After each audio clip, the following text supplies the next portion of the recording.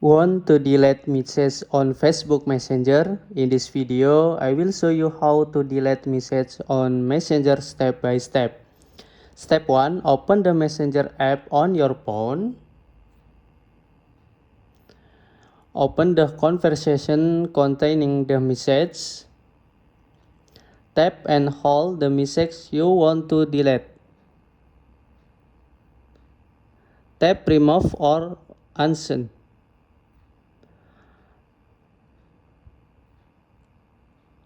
Choose use unsend for everyone, delete for me. Okay. If you want to delete the entry conversation, go to your message chat list, tap and hold the conversation tab delete.